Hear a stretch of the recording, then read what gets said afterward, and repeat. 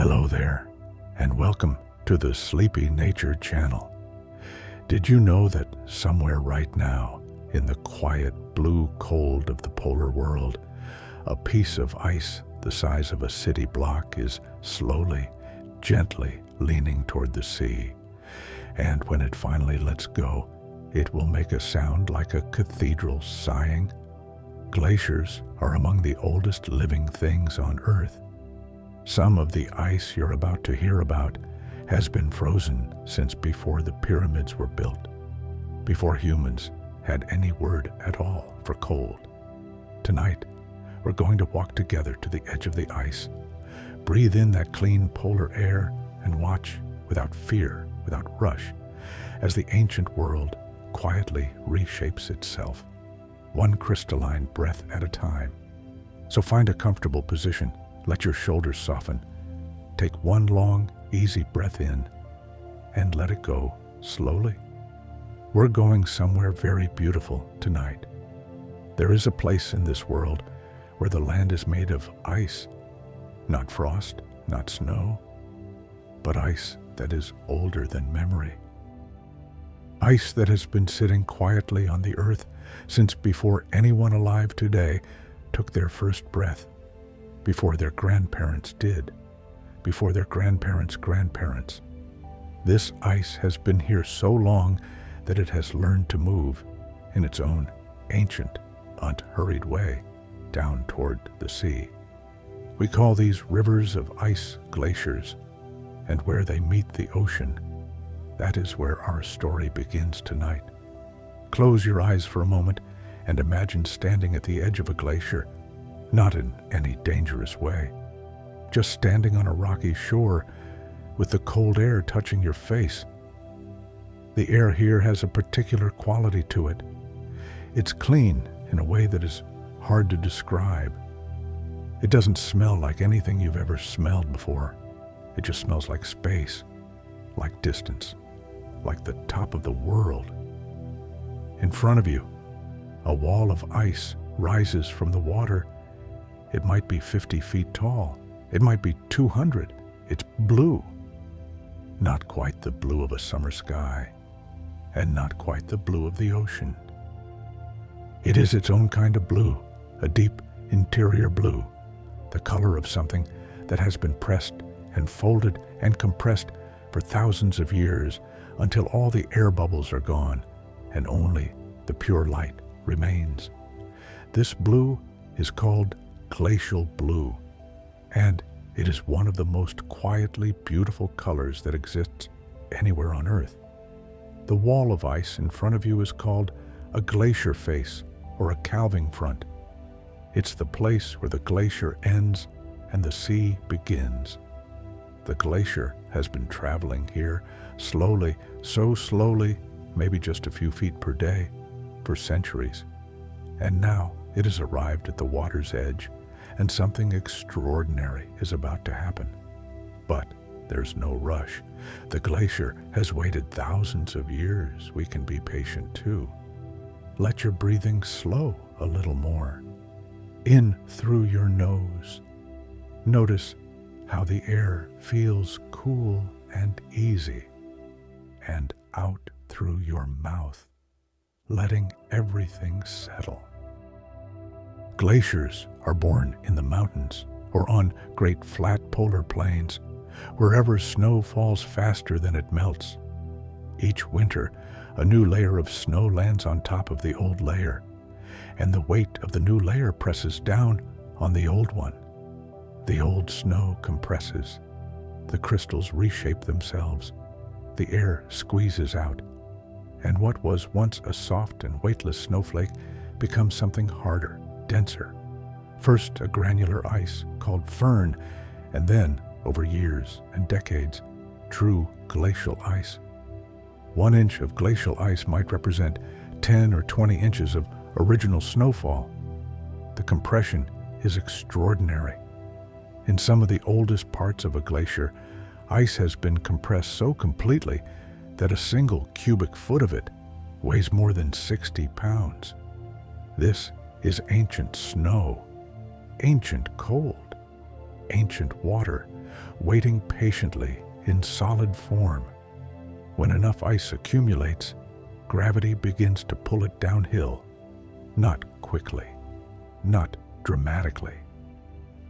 Just a slow, inexorable creep, the way a thick liquid might move if you had all the time in the world. Glaciers move differently depending on the terrain beneath them. Some slide on a thin layer of meltwater at their base, gliding the way a skate glides on ice.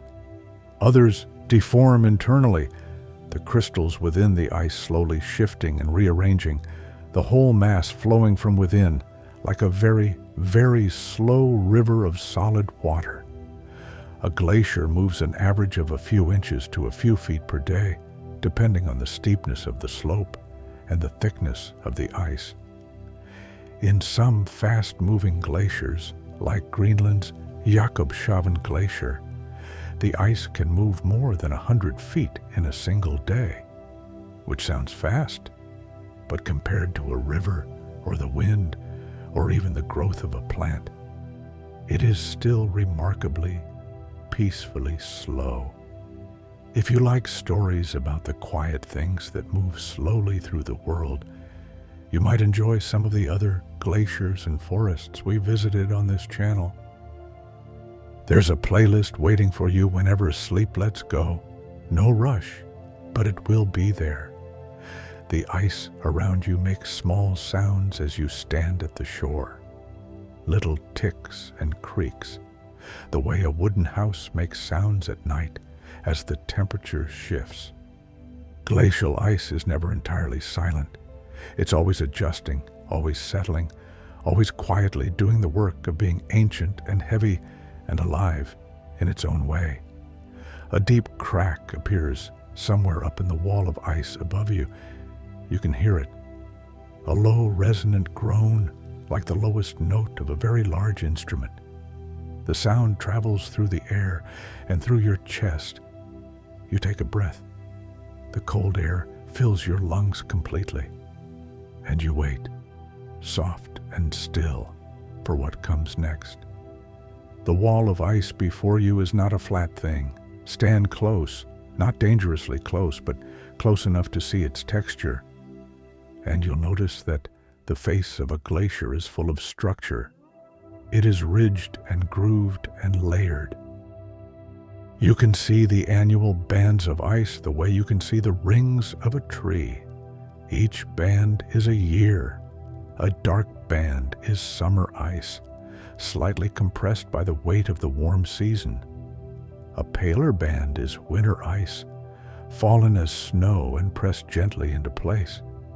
If the glacier face in front of you is 100 feet tall, you might be looking at several hundred years of weather, of winters and summers and storms and calm, all laid down in this silent archive of frozen time. Run your eyes along those bands for a moment. There's no hurry. The colors shift subtly as you look. Near the base of the glacier, where the ice has been compressed the most, it glows with that deep glacial blue. Higher up, where newer snow has only recently become ice, the color is whiter, more opaque, still holding tiny air pockets that scatter the light. Those air pockets are remarkable little things. When glacial ice is very old and very compressed, most of the original air bubbles have been squeezed out. But in ice that is only a few thousand years old, tiny bubbles remain, each one a sealed sample of the atmosphere from the time the snow fell. The oxygen, the nitrogen, the carbon dioxide, all preserved perfectly in these small glass rooms inside the ice. Scientists can drill into glaciers and extract these ice cores, long cylinders of ancient ice, and then gently melt the bubbles and analyze the air inside. They have read the atmosphere of Earth going back 800,000 years this way. They know what the air tasted like during ice ages. They know what it was like before humans ever burned a single fire. The ice remembers everything, Let that thought settle gently into you as you breathe. The ice around you is not just water in a different form. It is a library, a record, a long, quiet document written in cold and time. Above the waterline, the glacier face is usually rough and irregular. Large features called seracs are towers of ice that form when the glacier passes over uneven ground and the upper surface cracks and buckles. Seracs can be enormous. Some are the size of buildings. They are icy and pale, and they catch the light in strange and beautiful ways, especially in the low-angled light of polar mornings and evenings. Below the waterline, and this is something easy to forget, the glacier continues. In fact, the largest part of most glaciers is underwater. The ratio is roughly similar to an iceberg, about 10% visible, 90% submerged. What you see at the surface, that magnificent blue wall, is just the top of something far larger and deeper. Below the waterline, the ice is under enormous pressure. The weight of all that glacier pressing down, the weight of all the seawater pressing in. This is where another kind of calving can happen. Underwater calving, where chunks of ice break free from the submerged face and shoot upward through the water, sometimes breaking the surface explosively, trailing curtains of white water and foam. These underwater events are called submarine calvings. They are less visible than the dramatic face calvings above water, but they are happening constantly, quietly, in the deep cold below. Somewhere beneath your feet, in the dark green blue water between you and the glacier, a piece of ice the size of a car has just broken free and is rising slowly toward the surface, spinning gently as it rises, shedding small bubbles that spiral upward and catch the light. It reaches the surface quietly with a soft exhale of water and foam. You almost missed it. These are the gentle sounds of the world at the edge of the ice. Small splashes, the occasional creak of the glacier, the distant call of a seabird, high and clear.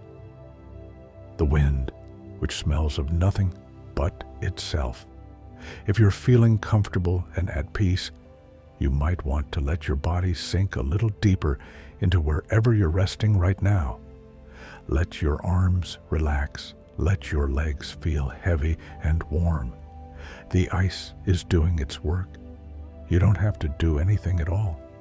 The glacier moves toward the sea at its own pace, and the sea accepts it, and the world continues. And everything is as it should be. There is a word, calving, that describes the moment when ice breaks free from a glacier and falls into the sea. It's a beautiful word for a beautiful thing. It comes from the same root as calling a baby animal a calf. When ice calves from a glacier, it is born into something new. It becomes an iceberg. It begins a new life, a drifting, melting, slowly dissolving life, but a life nonetheless. The moment of calving can be dramatic. A crack runs through the face of the glacier with a sound like thunder, or like a cannon, or like the deep groan of something enormous shifting in its sleep. A section of ice, which might weigh millions of tons, begins to lean, slowly at first. Then faster, it topples forward or sideways or straight down into the sea. And when it hits the water, it sends up a wave that spreads outward in all directions, rolling quietly across the surface until it laps against the distant shore and dissolves into nothing. And then the glacier is a little smaller, and the sea holds one more iceberg, and everything is quiet again. The word calving is so gentle for such a large event, but that gentleness is right. There is nothing alarming about it. It is simply what glaciers do. They have been doing it for millions of years. It is as natural as a leaf falling from a tree, just heavier, slower, and grander. Calving happens for several reasons. As the glacier advances into the sea, the front section is no longer supported by solid ground. It floats slightly on the sea water beneath it. And as it floats, it begins to flex very slightly, barely perceptibly, with the small waves and tides. This flexing creates stress fractures in the ice. Over days and weeks and months, these fractures deepen. Eventually, a fracture reaches all the way through the ice, and the piece of glacier in front of that fracture, which has been floating, flexing, waiting, simply lets go. You can sometimes predict when calving is about to happen. The sound of the glacier changes. The creaking becomes more frequent. And if you look closely at the face of the ice, you can sometimes see new cracks opening, hairline fractures at first, barely visible, catching the light like silver threads. Then, slowly, then all at once, the fracture widens. The top of the ice section leans, it tips, and a new iceberg is born. Breathe that in. Feel how quiet that image is, actually. The ice has been waiting for this moment for perhaps 1,000 years. It has traveled all the way from the mountains to the sea. And now, it releases, it floats free. It becomes something new. There is a kind of ease in that. Icebergs come in many shapes and sizes. Some are flat-topped, like great white tables called tabular icebergs. These break off from ice shelves, flat sheets of ice that extend from land over the ocean, and they can be extraordinary in scale. The largest iceberg ever recorded was roughly the size of the country of Jamaica. It floated through the Southern Ocean for years. Smaller icebergs are called growlers, just barely visible above the waterline, barely a meter tall, mostly underwater. Despite their small size, growlers are surprisingly hard and dense. They've been compressed for so long that their ice is almost as hard as concrete. Between these extremes are all the shapes you might imagine. Arched icebergs pierced through the middle by the sea, castle-shaped icebergs, crenellated and turreted by melt and wind, long, thin icebergs like fingers pointing at the horizon, round, domed icebergs that have rolled in the water until they found their own quiet balance. And underneath every one, the great dark, unseen mass of ice, slowly dissolving in the cold sea. There's something restful about the thought of an iceberg floating. It isn't going anywhere urgently. It drifts on the current, in no hurry, turning slowly, melting slowly. It has all the time it needs. Like you, tonight. You have all the time you need. The sounds near a calving glacier are unlike any other sounds in the world. There's the deep, almost subsonic groan of the ice itself. The sound of millions of tons of ice moving, flexing, internally adjusting. You feel it as much as hear it. It sits somewhere in your chest, a low vibration, like the note of a very large organ. Then there are the higher sounds, crackles and snaps, like a fire, but colder. These are the sounds of new fractures opening, of internal stresses finding release, of ice doing what ice does. And then there is the calving sound itself. When a large piece breaks free, the crack that precedes it is sharp and loud, a percussive snap that echoes off the water and the surrounding ice. The fall into the water produces a deep, booming splash, followed by a long rumble as the waves spread outward. And then, after all of that, silence. A clean, crystalline, total silence sitting over the water like the last note of a piece of music. Researchers who study glaciers often describe this silence as one of the most striking parts of the experience. The world at the ice edge is enormous and old and quiet, and it asks nothing of you. Let your body relax a little more as you think about that silence. It's in the air all around you right now, in whatever room you're in, whatever position you've settled into. The silence is always there. It just waits for us to notice it. One of the most beautiful aspects of a calving glacier is the color of the ice as it falls and enters the water. The moment a large section begins to tip, you can see colors in the ice that were hidden before. The deep, compressed blue of the interior is suddenly visible. Layers of fern and glacial ice in summer melt, each slightly different in color, are exposed. And then the ice hits the water, and the water leaps up in white and silver and foam. And for a moment, the air is full of droplets, catching whatever light exists, whether it's the flat gray light of an overcast polar day or the pink and gold of an Arctic sunset. And every droplet holds a tiny rainbow, too fast to describe, gone before you can name it. Then the water settles, the new iceberg finds its position, and the bay is quiet again. The water around a freshly calved glacier is extraordinary to look at. Chunks of ice of every size float in it, from icebergs the size of houses down to small pieces the size of a fist, called brash ice.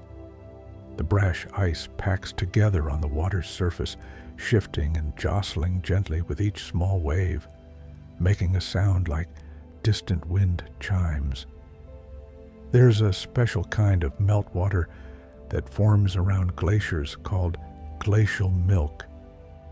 It's not actually milk, of course. It's water that is full of tiny particles of rock ground up by the glacier as it moves over the earth beneath it.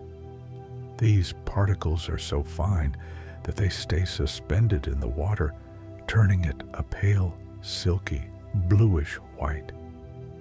Glacial milk is one of the most beautiful things you can see in nature.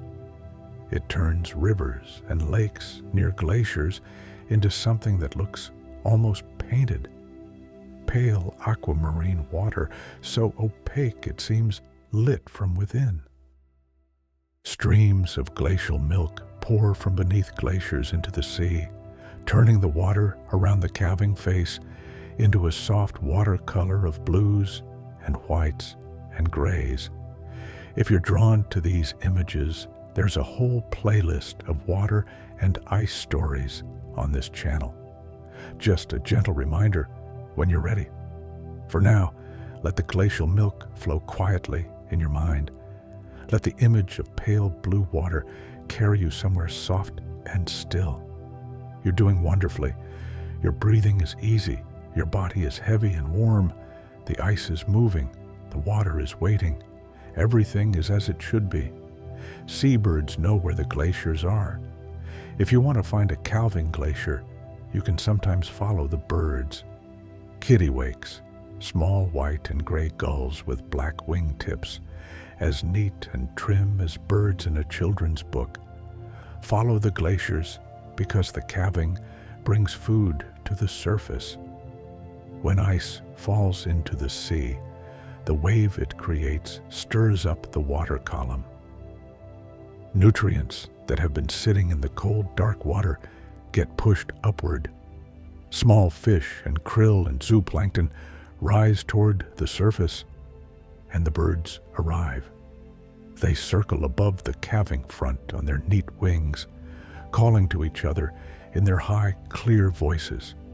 They dip to the surface to snatch small fish.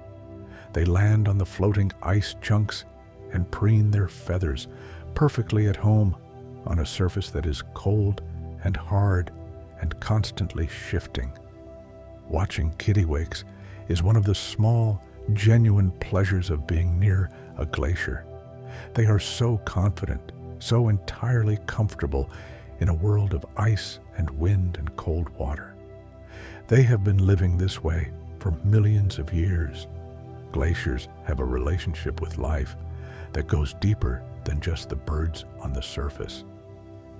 The water that drains from glaciers is one of the primary sources of fresh water for many of the world's rivers. The Ganges River in India, the Yellow River in China, many rivers in South America, all of them begin as glacial meltwater. The glaciers in the Himalayas and Andes have been feeding these rivers for thousands of years.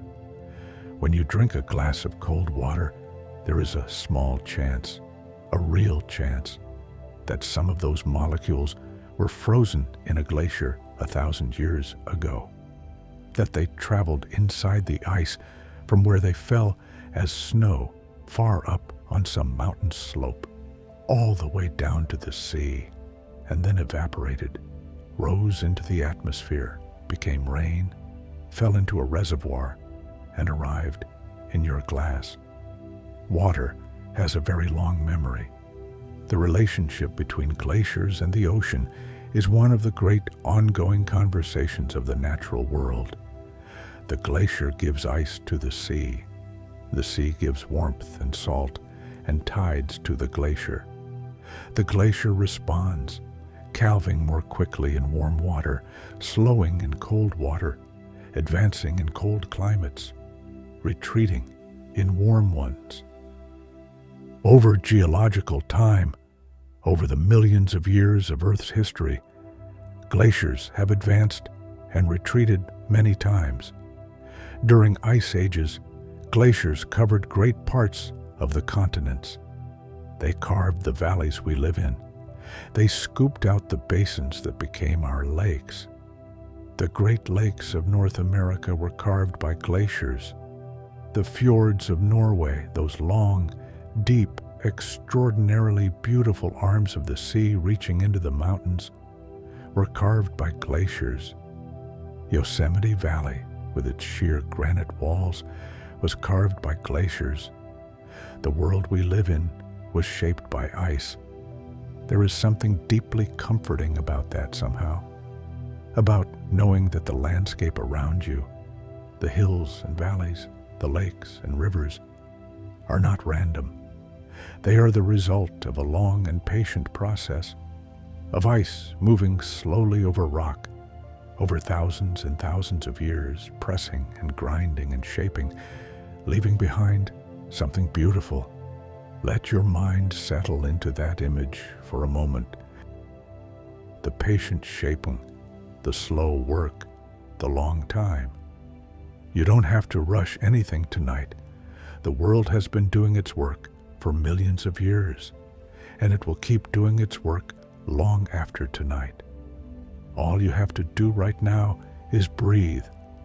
In the water below you, a small fish, perhaps a char or a capelin, a small silver-scaled fish of the polar seas, moves through the pale glacial milk. Its scales catch the pale light filtering down through the water. It moves in a quiet, unhurried way, searching for something small and edible, entirely at peace in the cold. The fish doesn't know it's swimming near one of the greatest structures in the natural world. It simply swims. It simply lives. There's a lesson in that, maybe. The ice at the edge of a glacier is not static, even when nothing dramatic is happening.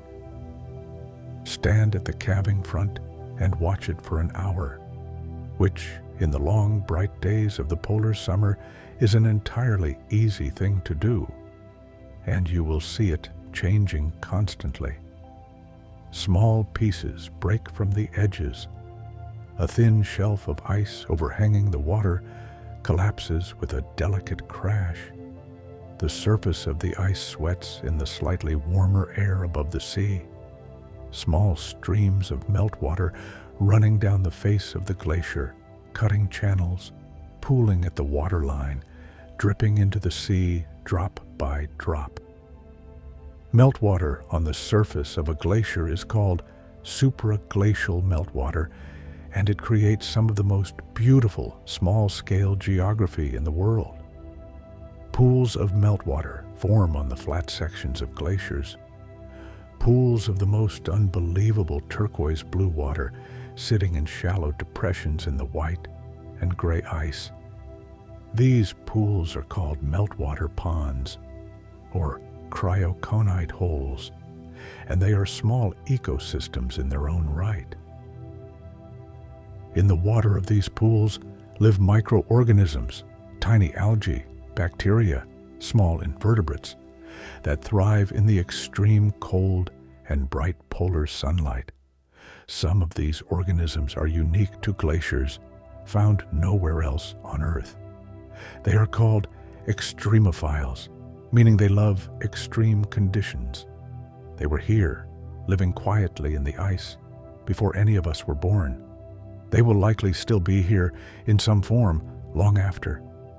Life is astonishingly persistent. It finds a way into every cold and quiet corner. The meltwater from these pools eventually finds its way down through the glacier, through cracks called moulins, which are essentially vertical shafts in the ice, sometimes hundreds of feet deep. Water pours into these shafts and disappears into the interior of the glacier, traveling deep within it, flowing through channels and cavities in the ice until it emerges at the base, either at the bottom of a mountain glacier, where it flows out as a cold, clear stream, or at the base of a tidewater glacier, where it enters the sea far below the surface. The interior of a glacier is a world unto itself. There are caverns in some glaciers, ice caves, blue-lit and crystalline and silent, where the walls are as smooth as glass and the air is perfectly still and cold. Explorers who have entered these caves describe them as one of the most extraordinary places on Earth. The light that filters through the ice is that deep glacial blue, the same blue as the calving front, but surrounding you completely, everywhere, in all directions. If you have ever wanted to step inside a blue light, a glacier cave is the place. These caves form in different ways. Some are carved by meltwater rivers flowing through the ice. Some form at the edges of glaciers where the ice has separated slightly from the rock of the valley wall. Some are actually formed by volcanic heat from below. In Iceland in particular, there are glacier caves formed where volcanic vents warm the base of the ice, melting it from below, creating hollow spaces that expand slowly over years. Iceland is a remarkable place in this regard. It sits on the mid-Atlantic ridge, the boundary between two tectonic plates. And so it combines volcanic fire with glacial ice in ways that exist almost nowhere else on Earth. The Vatnajökull Glacier in Iceland is the largest glacier in Europe, and beneath parts of it, volcanoes simmer quietly. The ice above is cold and blue and ancient. The rock below is hot and dark and alive. Fire and ice resting together quietly, without conflict. That image might carry you somewhere nice as you drift toward sleep. Two opposite things, coexisting peacefully, each doing its own work, neither needing the other to be different. Your breathing has probably slowed by now. Your body is heavier. The air around you is warm and still. In a glacier cave somewhere, right now, the blue light is sitting perfectly still, and a small trickle of water is running along the floor of ice, singing very quietly to itself, and nothing else is happening at all. The icebergs that calve from glaciers don't stay near the glacier for long. They drift. Ocean currents pick them up and carry them on long, slow journeys, sometimes thousands of miles. Icebergs from Greenland drift south on the Labrador Current, along the coast of Newfoundland, into the shipping lanes of the North Atlantic. Icebergs from Antarctica drift north into the South Atlantic and the South Pacific and the Southern Indian Ocean. As they drift, they melt. Slowly at first, in the coldest waters, an iceberg can survive for years. Then faster as they move into warmer waters, until finally they are just a small chip of ice in the middle of the ocean, and then nothing at all. The melting of an iceberg is a beautiful and gradual thing. The sun warms the surface, and the ice softens from the outside in. The waves lap at the waterline, eating away at the base. The underwater portion, warmed by the slightly warmer sea, melts faster than the part above water. Eventually, the iceberg becomes top-heavy, and it rolls. An iceberg rolling in the sea is one of the most dramatic natural events you might witness. A shape that has been stable for weeks or months, a flat-topped island of ice, seemingly as fixed as a rock, suddenly begins to list, slowly at first, almost imperceptibly, then faster. The top tilts toward the water, the bottom rises. The whole thing turns, exposing ice that has never seen daylight before, ice that has been underwater for the entire life of the iceberg, ice that is coated in the draping and trailing forms of sea ice and algae, and the small creatures that cling to the underwater surface. When the iceberg finishes rolling, it lies in a new orientation, perhaps showing a smooth dome where there was once a flat table. And after a few moments, it is still again. The sea settles, the ripples spread outward and dissolve, and the iceberg continues its slow journey south. Researchers have found some remarkable things in the waters around melting icebergs. A melting iceberg releases a constant stream of cold, fresh water into the sea around it, and this creates a zone of unusual conditions. The cold fresh water layers over the warmer salt water below, creating a lens of different density. This lens slows the mixing of the water layers, trapping nutrients. These nutrient-rich zones around icebergs are called iceberg halos. In the cold, clear water of the polar sea, satellite imagery can sometimes detect these halos as slightly different colored patches of water around large icebergs, evidence of the small bloom of life that each iceberg encourages as it melts. Phytoplankton bloom in these halos, tiny photosynthetic organisms that form the foundation of the ocean food web. The phytoplankton attract krill. The krill attract small fish. The fish attract seabirds, who come wheeling in from miles away to feast. A single large iceberg drifting south creates a traveling oasis of life in an otherwise sparse ocean. It is generous simply by existing and melting. There is something very quietly moving about that. The iceberg doesn't intend to be generous. It doesn't know it's feeding krill and fish and birds. It's just doing what ice does, slowly, peacefully becoming water again. And in doing so, it gives. Perhaps that's enough for tonight. Just breathing, just existing, just slowly becoming more relaxed. And in doing so, you give something to the world around you too. You're calm, you're quiet, the simple warmth of a person at rest. Let your thoughts drift like an iceberg now, slowly, without destination, in no hurry at all. Antarctica holds nearly 60% of all the fresh water on Earth. Let that land quietly for a moment, 60%. more than all the rivers and lakes and underground aquifers combined. It's sitting there, frozen, in the ice sheets of the southernmost continent, waiting patiently in solid form.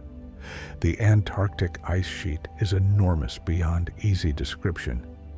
At its thickest, it is nearly 3 miles deep. In some places, the weight of the ice has pushed the land beneath it below sea level. If you removed the ice, the rock would sit in a depression far below the ocean. The ice sheet is so heavy that it has literally bent the Earth's crust downward. And at the edges of this ice sheet, along the coastline of Antarctica, glaciers flow outward into the sea. Some of these glaciers are among the largest in the world. The Pine Island Glacier and the Thwaites Glacier in West Antarctica are two of the most studied glaciers on Earth. They move faster than most Antarctic glaciers, and they calve enormous icebergs into the Amundsen Sea. The icebergs that come from these glaciers can be enormous. The ones that break from the ice shelves, the floating extensions of the ice sheet, can be truly monumental. Iceberg a 23A, which broke free from the Filchner ice shelf in 1986, is still drifting in the Southern Ocean today. It is roughly 1 trillion tons of ice. It has been drifting for decades. These great flat icebergs from Antarctica are called tabular icebergs, and they look nothing like the jagged, castle-shaped icebergs of the imagination. They are vast, flat-topped islands of ice, their sides sheer and smooth, their surfaces white and featureless as a salt flat. From a distance, they could be confused for a low-lying coastline. Sailors in the early days of Antarctic exploration sometimes thought they saw land, and then realized the land was moving slowly on the current. A tabular iceberg from Antarctica can take years to melt completely. In the cold Southern Ocean, some last for decades. They become their own micro-ecosystems. Penguins rest on them, seals haul out onto them, seabirds nest in the small crevices of their edges. Penguins, of course, are one of the great pleasures of the Antarctic ice world. If you have ever watched a penguin walk, you know that it is one of the most endearing sights in nature. Their upright posture, their small flipper wings held out for balance, their slightly waddling gait. They move with a kind of cheerful purposefulness that is impossible not to love. On the ice and near the water, they are perfectly at home. In the water, they are extraordinary swimmers, moving with a grace and speed that their awkward walk gives no hint of. Emperor penguins, the largest of the penguin species, live on the ice and sea of Antarctica year-round.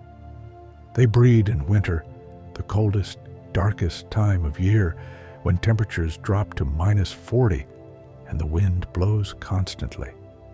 The male emperor penguin stands on the ice in these conditions, balancing a single egg on his feet, covered by a fold of warm belly skin, huddled with thousands of other males in a dense mass that rotates slowly so that each bird spends time on the warm inside of the huddle and the cold outside. They stand there for 2 months, in the dark, in the cold, waiting. And then the egg hatches and a small fluffy chick appears, already calling in a high, clear voice. And the long polar winter begins to turn toward spring. There is something very touching about that image. Something that, even in the bleakest conditions, keeps going, keeps waiting, keeps warming what it holds. You might want to let that image stay with you as you settle more deeply into sleep. Something small and warm in the dark, waiting for light. It always comes. The light in polar regions is unlike any other light in the world. In the Arctic and Antarctic summers, the sun doesn't set. It simply circles the horizon, lower, then higher, then lower again, casting a light that is always angled, always golden, always a little like what you see in the last hour before sunset in temperate places. This light is called the midnight sun, and people who have experienced it describe it as one of the most surreal and beautiful things they have ever seen. In this light, ice looks extraordinary. The flat white of fresh snow becomes warm gold. The shadows in crevasses turn deep blue and purple. The water turns the color of hammered copper. A calving glacier in midnight sun looks less like something geological and more like something that belongs in a dream. The opposite of the midnight sun is the polar night, the weeks of winter when the sun never rises above the horizon. In the deep polar winter, the sky might be dark for 20 hours at a time. But the darkness is not the complete darkness of an overcast night elsewhere. On clear nights, the stars are extraordinary. The Milky Way visible as a solid band of light, the sky so full of stars that the spaces between them seem to disappear. And then there is the aurora borealis in the north, the aurora australis in the south, the northern and southern lights. They are caused by charged particles from the sun, the solar wind, interacting with Earth's magnetic field and the gases of the upper atmosphere. When these particles collide with atmospheric gases, they cause the gases to glow. Oxygen glows green and red. Nitrogen glows blue and purple. And the display that results is one of the most quietly magical things the universe produces. An aurora is not a static thing. It moves. It shifts and ripples and curtains across the sky. It can be a faint green shimmer on the horizon, barely distinguishable from the glow of a distant city. Or it can be a full sky display of shifting green and purple and white and red, moving so actively that it seems alive, seems intentional, seems to be saying something in a language just beyond understanding. Watching an aurora near a glacier is a particular experience. The ice on the ground reflects the light above, so the sky moves and the earth moves with it. You are surrounded by aurora above and below, and the whole world is lit in shifting green and cold and wonder. People have described standing under a full aurora and feeling very, very small in the best possible way. The kind of smallness that is not diminishing, but liberating. The kind where you understand for a moment that you are a very small part of a very large and very beautiful thing, and that this is exactly right, and that you don't need to be anything other than exactly what you are.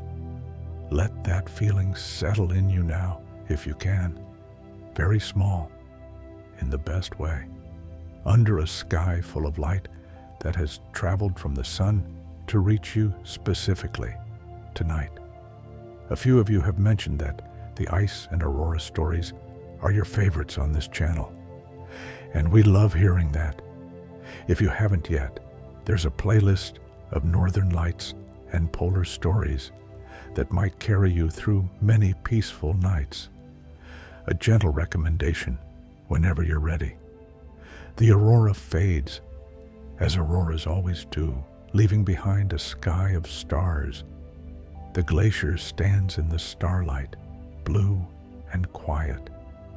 The sea moves slowly beneath it. And somewhere in the ice, a tiny crack is opening, barely wide enough to slide a sheet of paper into, preparing, over the next weeks or months or years, to become the line along which the glacier will one day calve. Patient, unhurried, always moving toward the moment of release. Water and ice exist together at a temperature so narrow it's hard to believe. 0 degrees Celsius, 32 degrees Fahrenheit. That single thin line between liquid and solid. A degree warmer and the ice melts. A degree colder and the water freezes. It's one of the most precisely defined thresholds in nature, a line that the entire glacial world lives along. At the calving front of a glacier, this line is everywhere. Meltwater trickles down the face of the ice and reaches the sea, which is just above freezing. Seawater laps at the base of the glacier and slowly carves it, degree by degree. The air above the water is slightly warmer than the air above the ice, and this thermal boundary creates its own weather. Small fogs, hazes, the way warm and cold air meet and make something visible between them. There is a particular atmospheric phenomenon near glaciers called a whiteout. When the sky is overcast and the ice is white, and the air is full of tiny ice crystals or fog, the light becomes completely uniform. There are no shadows. The horizon disappears. The sky and the ground are the same shade of pale gray-white. You lose your depth perception entirely. You can no longer tell where the ground ends and the sky begins. In a whiteout, the world becomes soft and boundaryless and strangely peaceful. Explorers who have experienced whiteouts sometimes describe a dreamlike quality, the feeling of moving through a world without edges, where everything is the same soft, undifferentiated pale, and where the only sound is your own breathing. It sounds, somehow, like sleep. The crystalline structure of ice itself is one of the most beautiful things in all of molecular science. Water molecules, when they freeze, arrange themselves into a hexagonal lattice, 6-sided structures that repeat and repeat and repeat perfectly at the microscopic scale. This hexagonal geometry is why snowflakes have 6 sides, why every snowflake at its core has the same fundamental structure, even as no two are ever exactly alike. The hexagonal lattice of ice is slightly less dense than liquid water, which is why ice floats. This seems like a small detail, but it is one of the most important facts in the natural world. Because ice floats, when a lake or pond freezes, it freezes from the top down. The ice layer sits on the surface, and the liquid water below is insulated by it. If ice were denser than water and sank, lakes would freeze solid from the bottom up, and the life within them would be destroyed. The fact that ice floats is one of the reasons life exists on this planet at all. Lying in your warm bed tonight, surrounded by the gentle air of your room, you are alive in part because of the particular geometry of a water molecule. Because a molecule of H2O, when it settles into its frozen form, chooses to take up slightly more space rather than less. Such a small thing, such enormous consequences. Nature is full of these moments, tiny decisions at the molecular level that echo up and up through scales of size until they shape the world. The floating ice protecting the fish in the lake below. The glacial ice carving the valley that became a city. The meltwater feeding the river that feeds the fields that feed the people. Everything is connected. Everything is patient. Everything is quietly doing its part. Your part tonight is simply to rest. There is a researcher stationed at a field camp near a calving glacier And right now, at this hour, she is asleep in her sleeping bag inside a small orange tent. Outside her tent, the temperature is -5 degrees Celsius, and the sky is the pale gray of a cloudy polar summer night. 100 yards away, the glacier stands in the diffuse light, blue and ancient and silent. The sea in front of it is still, scattered with small ice fragments from a calving that happened 2 days ago. She has been here for 3 weeks. In the morning, she will go to the edge of the glacier again with her equipment and measure the rate at which the ice is moving. She will take samples of the meltwater. She will photograph the calving front and compare it to photographs from previous years, noting the changes. But for now, she sleeps. Her breathing is slow and regular. Her sleeping bag, which is rated to -20, holds her warmth completely. Outside, a small sound, a distant creak of the glacier, reaches the tent, and she doesn't hear it. The researchers who study glaciers spend long stretches of time in places most people never see. Antarctic research stations in winter, Arctic field camps in summer. They arrive by small planes that land on improvised runways of packed snow. They arrive by ship, anchoring offshore, and reaching the ice by inflatable boat. What draws someone to spend weeks or months in these places is different for every person. For some, it is the science, the pull of a question that can only be answered here, with this equipment, in this cold. For others, it is something harder to name. The beauty, the silence, the feeling of being very small next to something very old. Many researchers who study glaciers describe a profound sense of calm that comes over them in the field. The work is rigorous and demanding. The conditions are often challenging. But there is something about being in the presence of the ice, its scale, its age, its silence, that quiets the ordinary noise of the mind.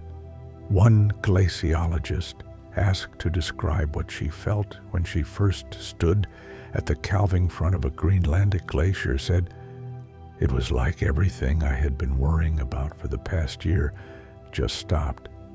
It simply stopped. There was only the ice." That is something we can all reach for, in our own way, wherever we are. The stopping of the noise, the simplicity of the present moment. Right now, you are here.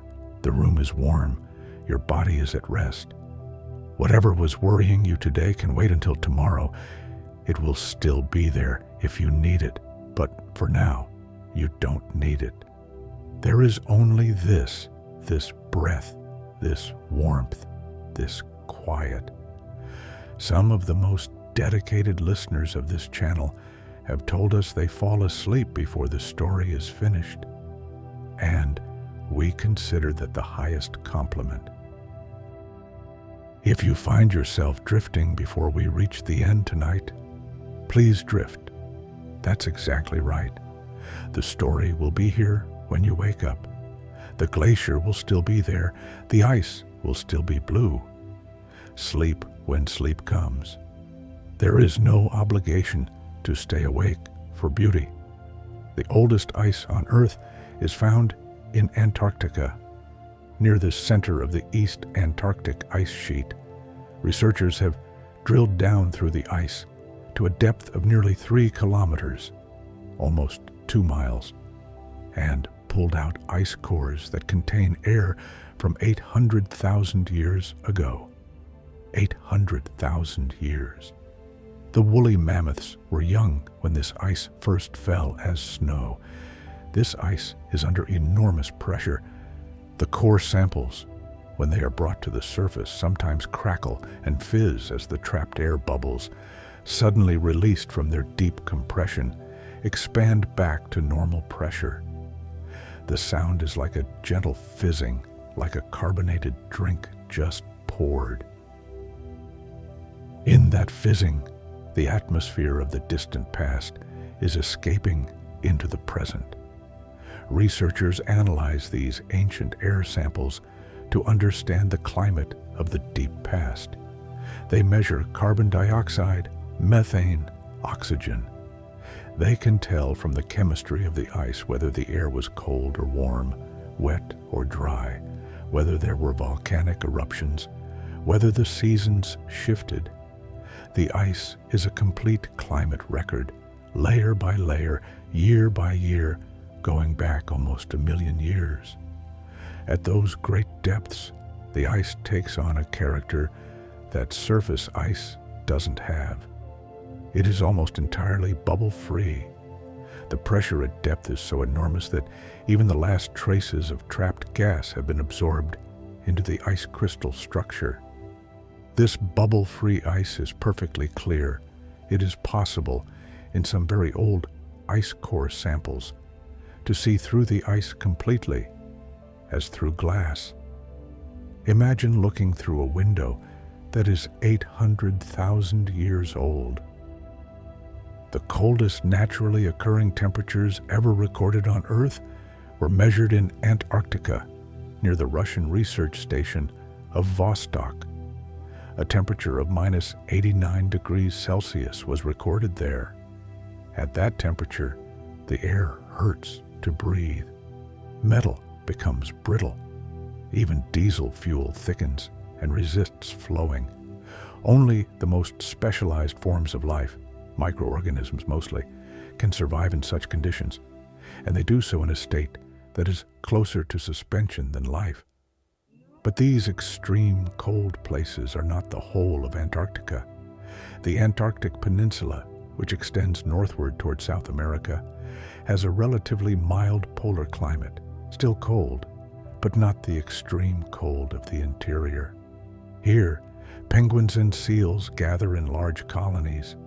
Here, the ocean is full of krill, small shrimp-like crustaceans that form the base of the entire Antarctic food web. Antarctic krill are one of the most abundant animals on Earth by sheer biomass.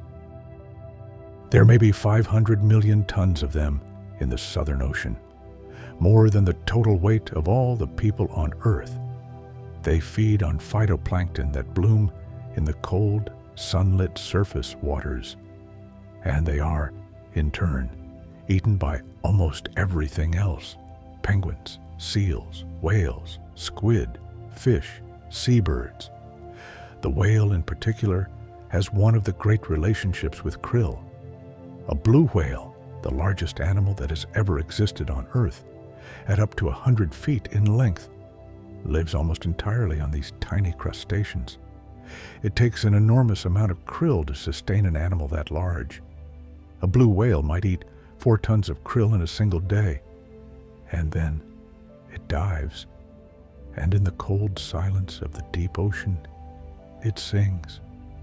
Whale song is one of the most beautiful natural sounds in the world.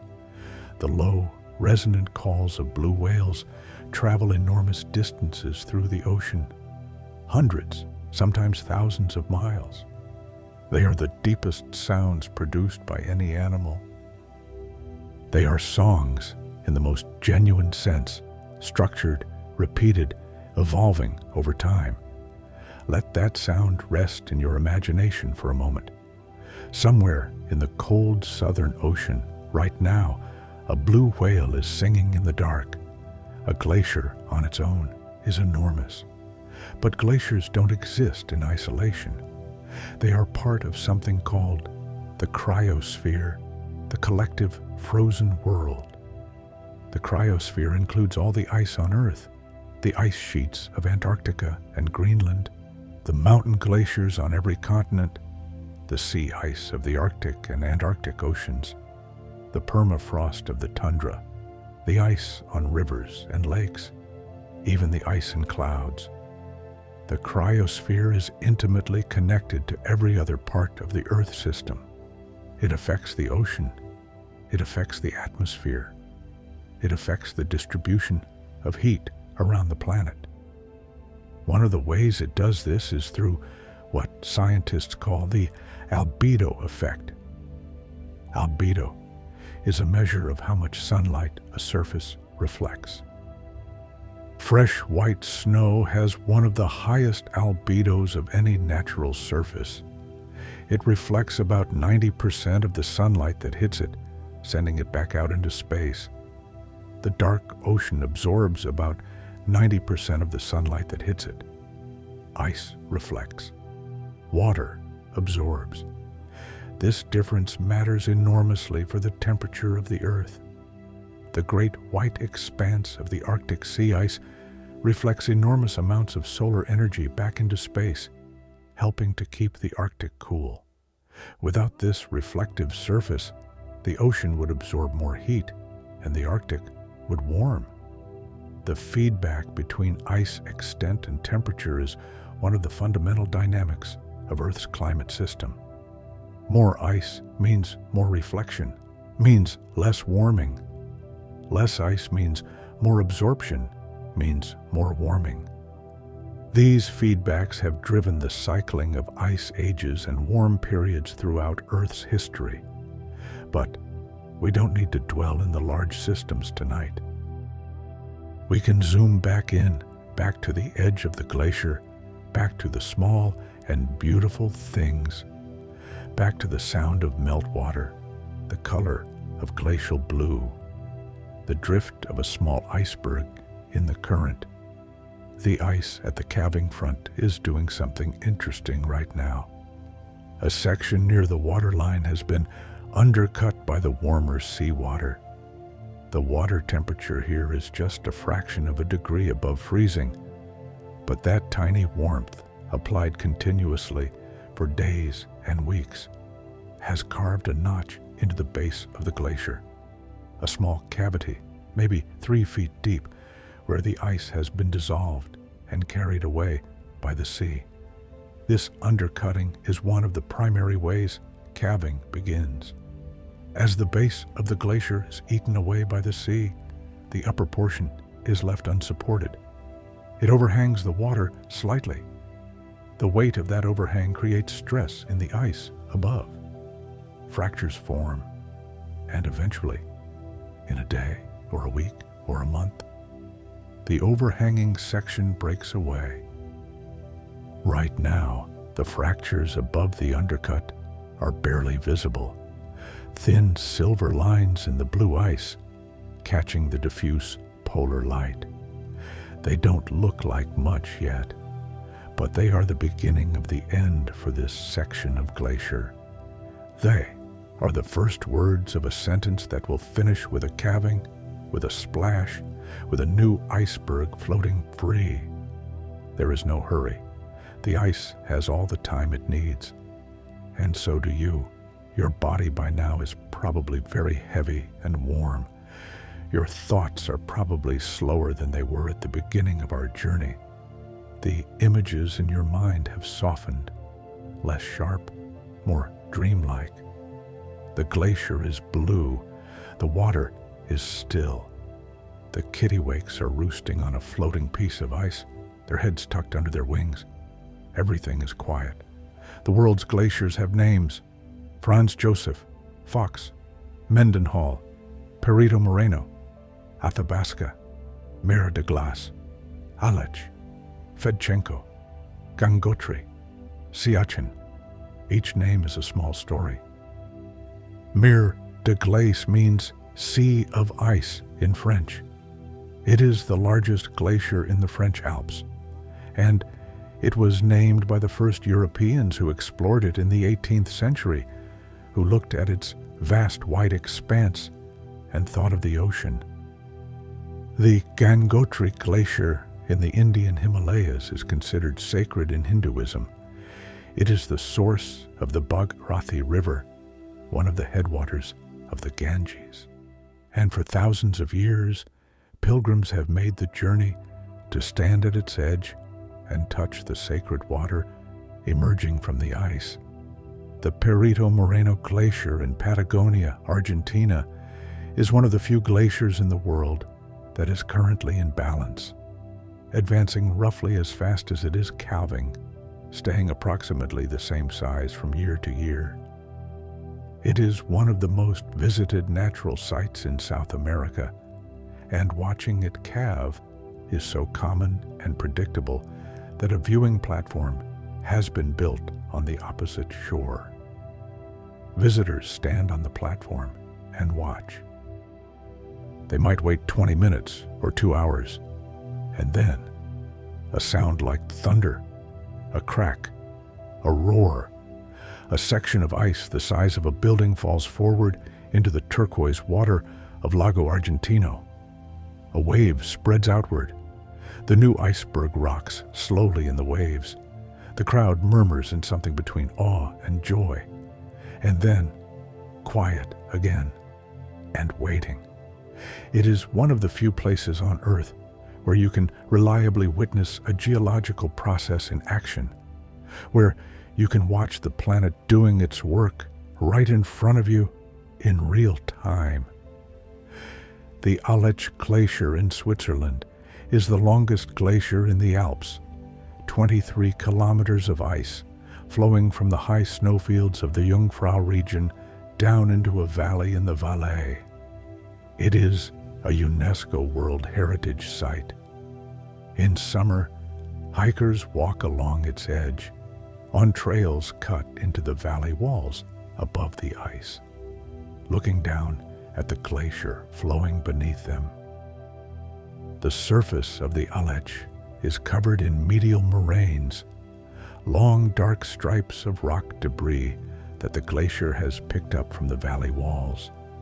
These stripes follow the flow lines of the glacier, curving and bending with the ice, like the grain of a very slow and heavy wood.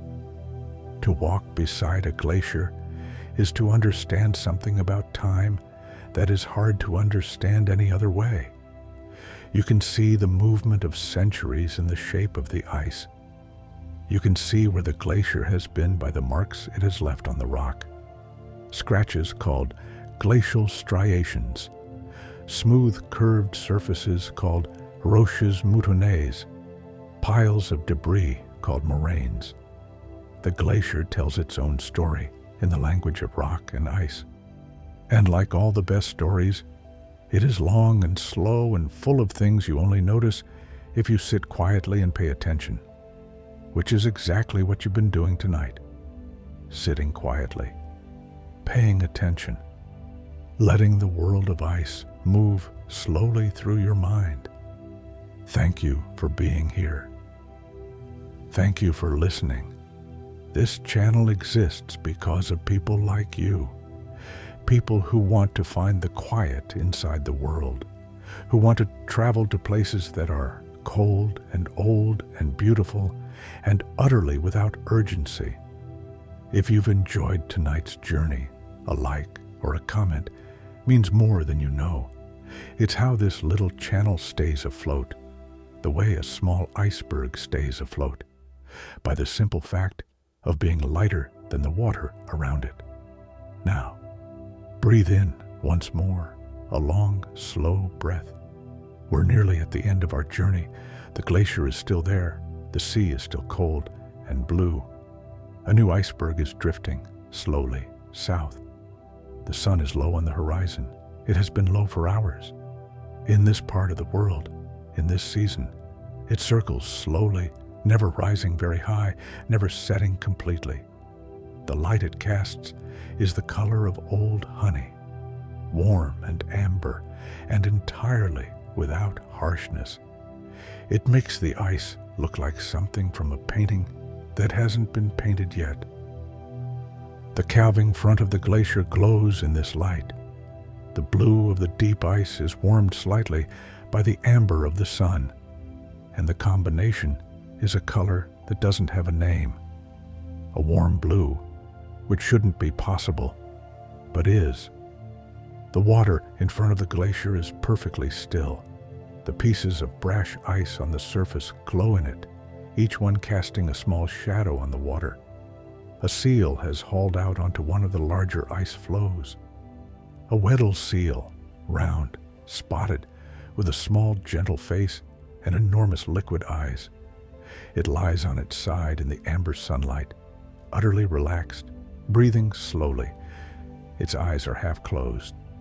It is warm, not warm the way you and I are warm, but warm in the particular way of a marine mammal well insulated against the cold.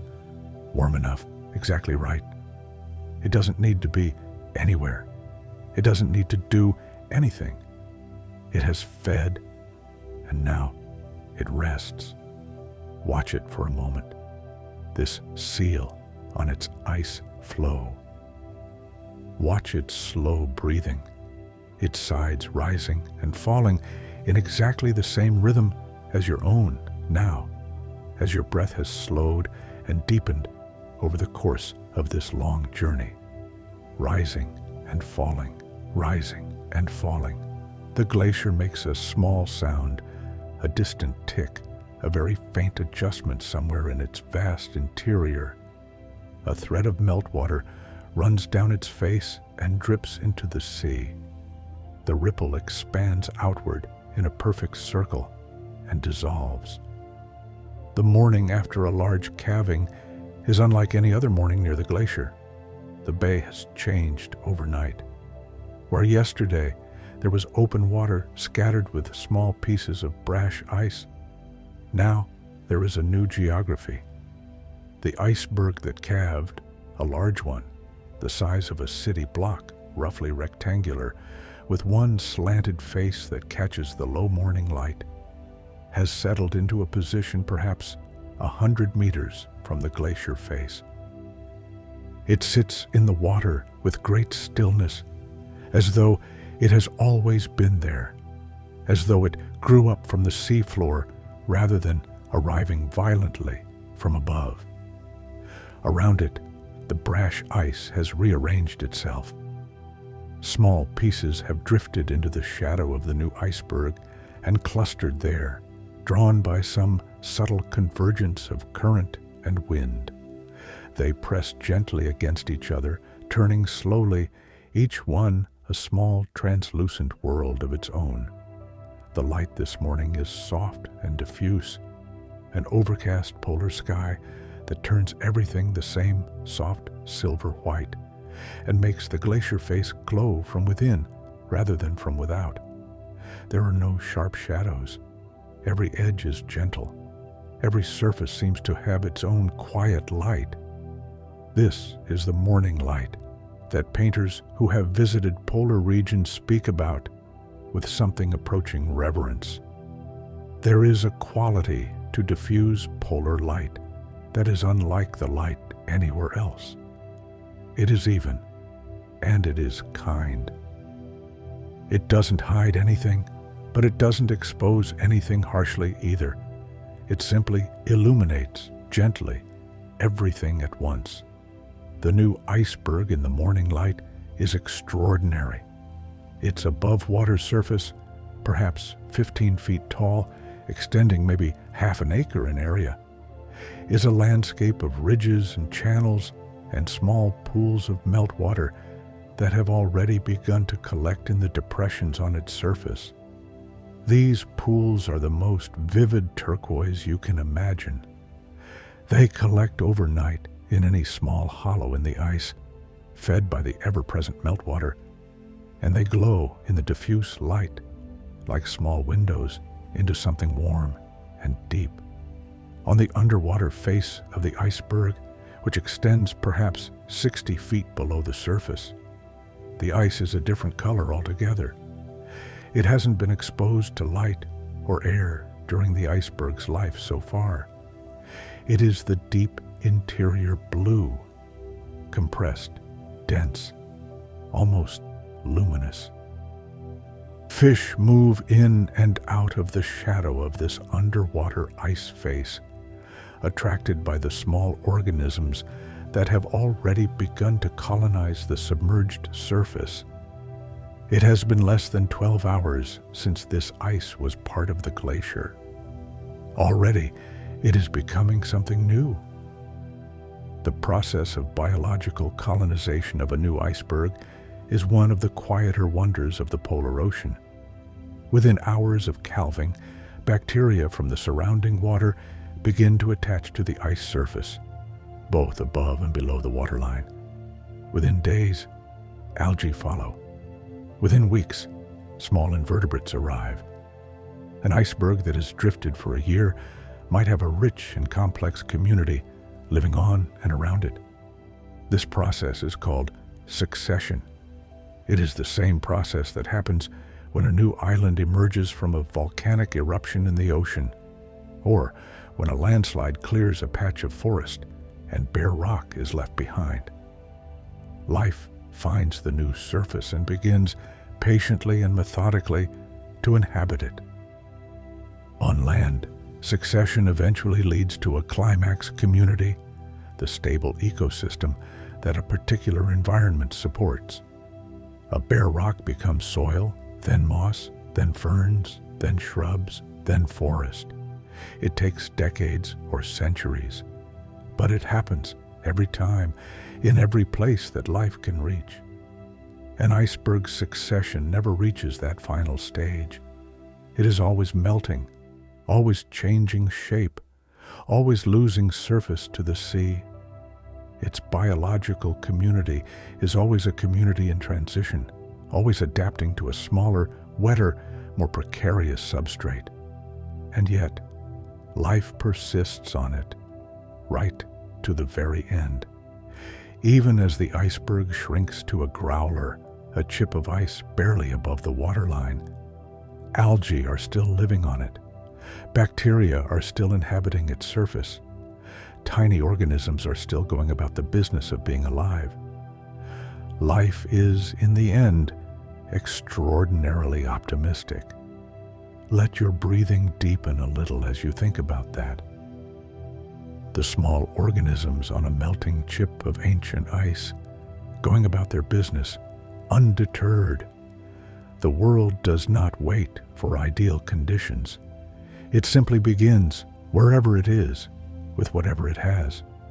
You are warm. The room around you is quiet.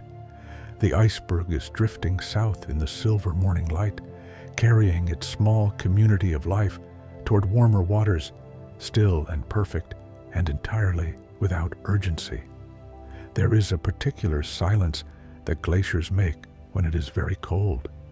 Not the absence of sound. Glaciers are never entirely silent, as we have learned, but a quality of quiet that is different from ordinary quiet. It has weight to it and depth. It seems to press against you gently, the way a warm blanket presses against you, except that it is made of cold and space rather than warmth and cloth. In the coldest parts of winter, in the high polar latitudes, the air temperature can drop so far below freezing that the atmosphere itself becomes thin and glassy. Sound travels differently through very cold air. It travels farther, and it arrives with a clarity that warmer air blunts. A calving event in -30 conditions can be heard from miles away. A single, clean, resonant crack, arriving out of the silence like the one note that defines the absence of all others. People who have spent winters in the deep Arctic or Antarctic describe this cold weather quiet as one of the defining experiences of being there. It is not uncomfortable, or rather, it is only uncomfortable if you resist it, if you accept it, if you breathe it in slowly through a scarf wrapped around your face. It becomes something close to peace. The breath itself becomes part of the experience. In very cold air, each exhale produces a small cloud of vapor. Your warm breath meeting the cold, condensing instantly into tiny water droplets. In extreme cold, this vapor sometimes freezes immediately, making a faint whispering sound that some explorers call the whisper of stars, the sound of your own breath becoming ice for just a moment before it dissolves. This phenomenon has a name in some Inuit languages. the language of people who have lived in the Arctic for thousands of years, who have had more time than anyone to name the particular qualities of cold and ice and light. The Inuit languages, particularly Inuktitut, have many words for different conditions of snow and ice, not because Arctic people think about snow more than others, but because for them, the precise condition of the snow and ice determines whether traveling is safe, whether seals can be found, whether a snow house will hold its shape. The words are practical. They are earned. There is a word in Inuktitut, ukalurak, which refers to ice that makes a particular cracking sound underfoot, indicating it is thin and potentially unsafe. There are words for the first ice of autumn, for the rotting ice of spring, for the smooth blue sea ice that forms in calm weather, for the rough jumbled ice that forms when floes are pushed together by wind and current. To have words for these things is to notice them, and to notice them is a form of love. The indigenous peoples of the Arctic have lived in relationship with glaciers and sea ice for thousands of years. For the Inuit of Greenland, Canada, and Alaska, for the Yupik people of Alaska and Siberia, for the Chukchi and Evenki and Nenets peoples of Siberia, ice is not a background. It is the world. It has texture and voice and meaning. It changes from hour to hour and from season to season, and attending to those changes is how you survive and how you live. The knowledge these communities hold about sea ice and glaciers is extraordinary, detailed, nuanced, accumulated over countless generations. Hunters can read the ice the way a navigator reads the sea. They know which ice can support weight, which will crack, where seals are likely to surface, where the current runs fast beneath a deceptively calm surface. This knowledge is part of the glacier's story too. The ice does not exist apart from the people who have lived beside it. They are woven together, the ice and the knowledge of it, in a relationship that is very old and very quiet and very deep. Let that thought settle warmly as you drift. The knowledge of ice, the love of ice, the thousands of years of people looking closely at this same blue cold and finding it beautiful and livable and full of meaning. You are in good company tonight, caring about the ice. When a large glacier retreats, when its calving front moves backward toward land, as the ice thins and the rate of calving outpaces the rate of flow, it leaves behind something that was previously hidden. It leaves behind the land. Land that has been covered by ice for hundreds or thousands of years, pressed down by the weight of the glacier, suddenly exposed to air and light and rain for the first time in living memory. In some places, this newly exposed land is bare rock, polished smooth by the glacier, scratched with the long striations of glacial movement, sometimes studded with erratic boulders that the glacier carried from far away and deposited here. In other places, the land is covered by a thin layer of material called till, a mixture of ground rock and sediment that the glacier left behind. This till is not fertile, not yet, but it is the beginning of something. The process of life returning to land left behind by a retreating glacier is called glacial retreat succession, and it is one of the most complete stories of biological beginning that exists in nature. The rock is bare, the till is raw, and then life begins. First come the pioneers. Cyanobacteria, some of the oldest forms of life on Earth, Organisms whose ancestors were here before there was oxygen in the atmosphere arrive first, colonizing bare rock and beginning the slow work of fixing nitrogen from the air, creating the first thin chemistry of soil. They are followed by lichens, those remarkable dual organisms that are part fungus and part algae, living together in a partnership so ancient and so complete that they function as a single organism. Lichens can grow on bare rock. They excrete small amounts of acid that slowly dissolve the mineral surface, releasing nutrients. They trap dust. They die and decompose, adding organic matter. Over decades and centuries, they create a thin layer of protosoil on the surface of the rock. After the lichens come the mosses, cushion mosses in particular, low, dense, rounded mounds of green, holding moisture in their spongy interiors, creating tiny sheltered environments for even smaller organisms.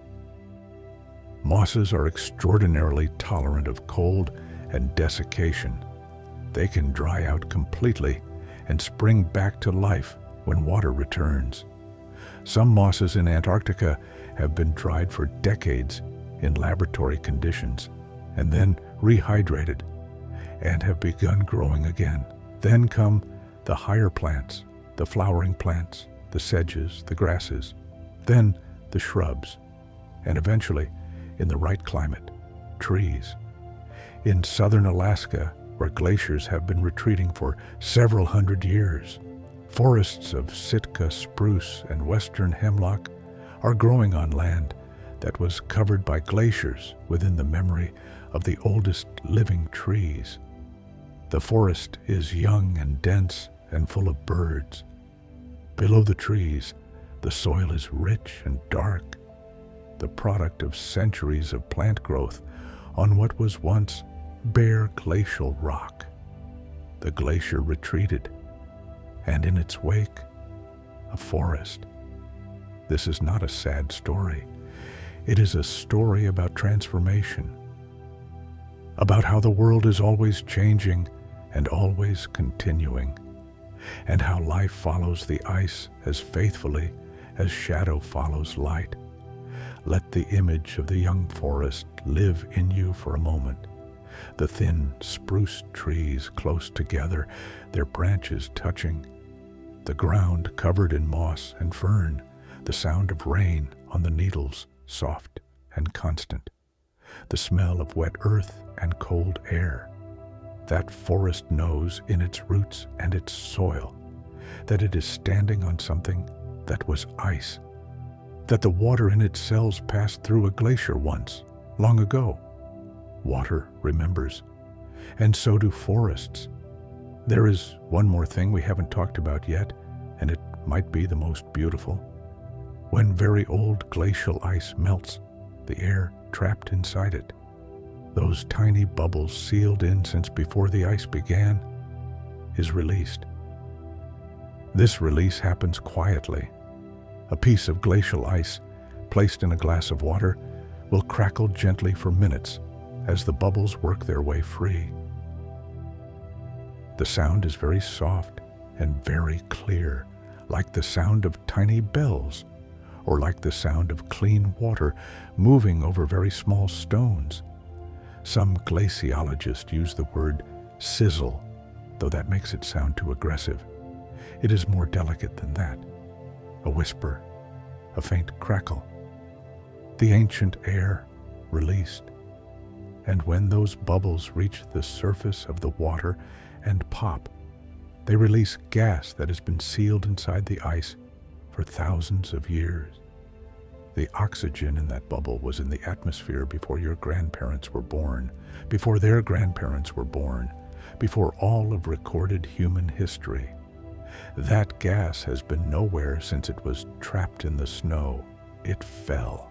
It was compressed. It waited.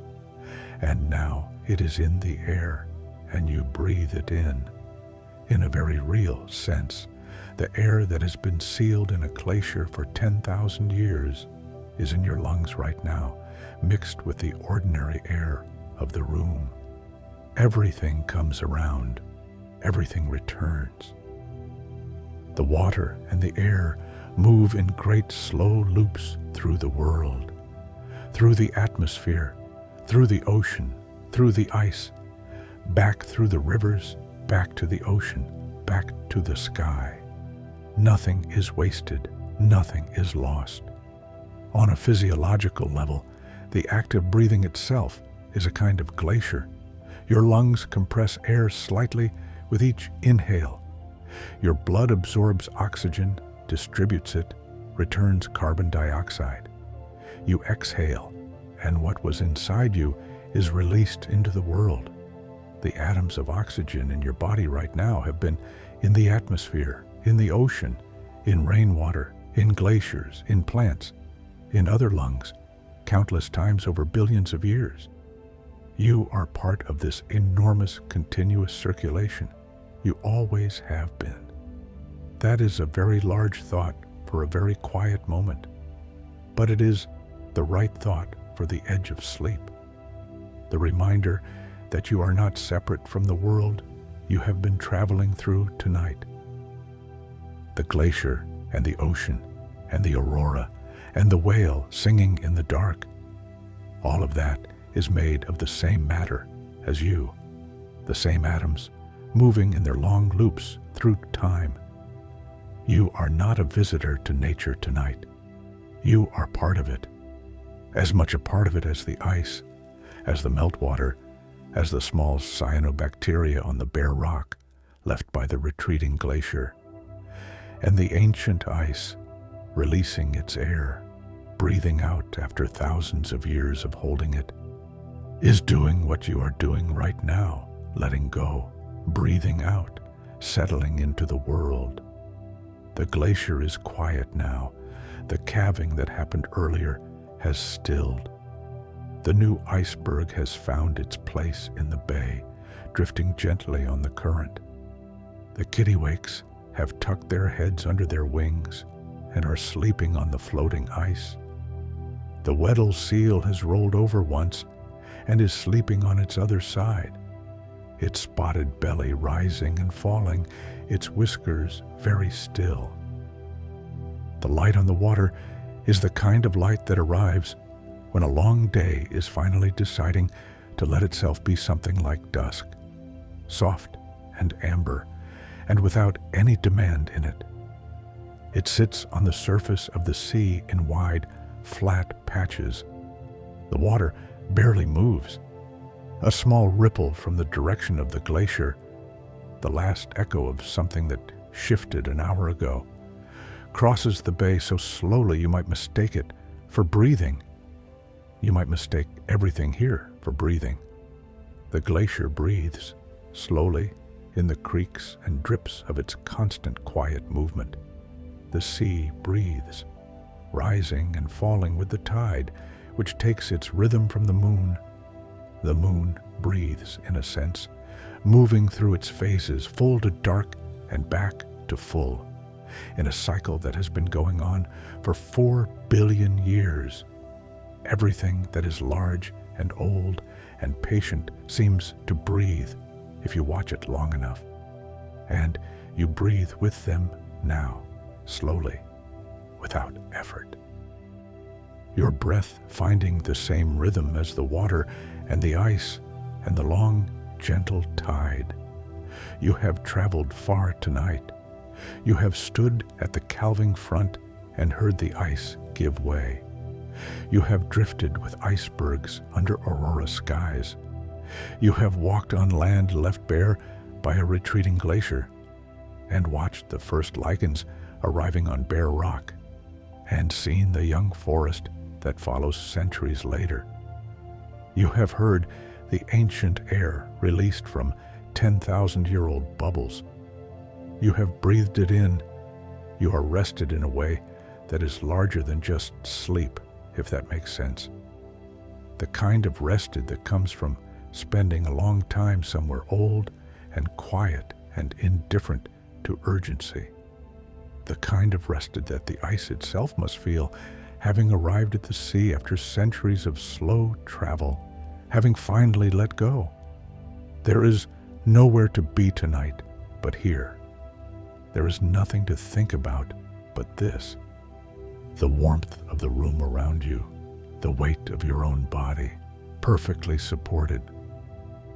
The slow movement of your breath in and out, in and out.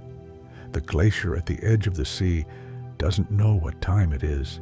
It doesn't know what day. It knows only the slow pull of gravity downhill and the cold and the patient work of moving one small distance at a time through a world that is enormous and old and mostly very still. You can be that tonight. Enormous and old and still. Your worries are very small compared to the glacier. Your tiredness is very small compared to the ice that has been traveling for 1,000 years to reach this sea. And the sea, when the ice finally arrives, does not rush it, does not ask it to hurry, does not judge its slowness or its great cold weight. The sea simply opens and receives, and the ice comes home. Close your eyes all the way now. Feel the weight of your body settle a little further. The pillow, the warmth, the dark behind your eyelids, which is the same soft dark as a polar winter sky just before the aurora arrives. The glacier is there, even when you can't see it, blue and old and patient, breathing. Good night. Thank you for spending this night beside the ice. If these stories help you find the quiet, please share them with someone who needs a little peace. And if you'd like to explore more of the natural world, our playlist is always waiting, full of forests and oceans and slow, beautiful things. Sleep well.